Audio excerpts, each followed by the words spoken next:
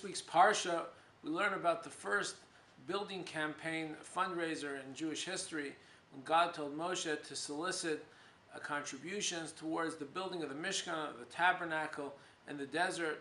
And people came forward with their raw materials, their blue wool, their purple wool, the various forms of precious metals like gold and silver, towards the construction of the Mishkan. And as we learn in the Torah this week, it says, "V'asu li mikdash," God says, "You shall make for me a sanctuary, v'shachanti b'socham," and I will dwell among them, among the people.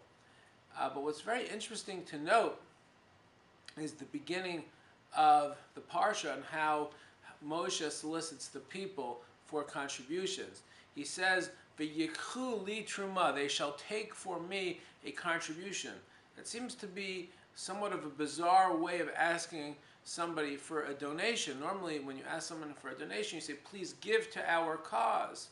Please give some tzedakah, some generosity of your heart." But why does it say, "V'yikhu li trumah," you shall take from me a contribution?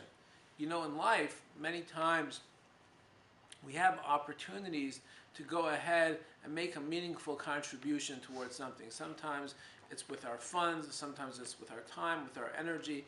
We have opportunities to go ahead and be engaged in these positive endeavors.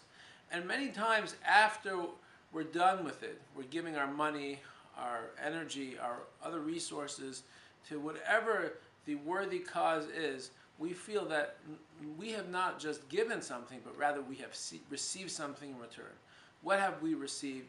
We have received the meaningful satisfaction of knowing that our efforts have gone to something worthy.